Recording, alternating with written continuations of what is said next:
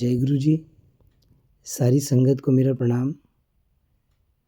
एक बार रास्ते से जाते हुए मुझे एक स्टैचू नज़र आया।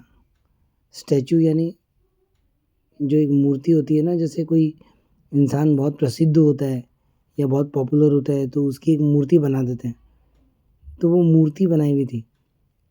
जैसे मैंने उस मूर्ति की तरफ देखा तो अचानक से मेरे अंदर से एक आवाज़ आई कि जो करना है वो आज करो, अब करो, वरना बाद में तो तुम एक मूर्ति बन के ही रह जाओगे। मुझे ऐसा झटका लगा अंदर, क्योंकि वो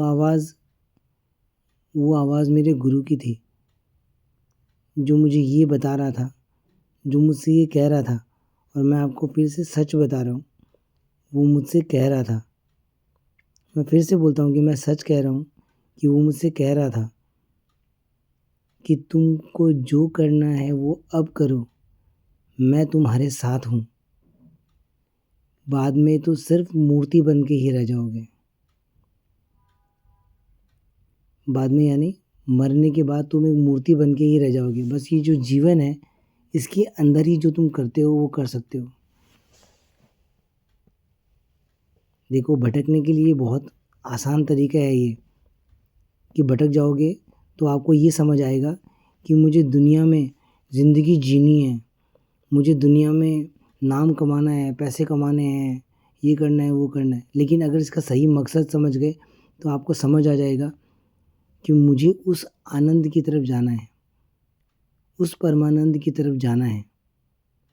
और इसके लिए मुझे सिर्फ एक ही बार ये जीवन मिला है, और जो करना है वो अब करना है, क्योंकि बाद में तो सिर्फ मूर्ति बन के ही रह जाओगे। यानी तुम नहीं रहोगे, तुम आज हो, अब हो। उस गुरु को याद करो। नाम जप करना यानी उसको याद करना। उसको याद करो।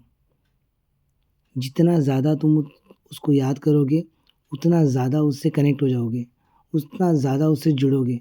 और जो जुड़ाव तुम्हारा पैदा होगा, उसी से तुम अपने घर पहुंच पाओगे, जहां तुम्हें असल मायने में पहुंचना है। जय गुरु जी। जय गुरु जी।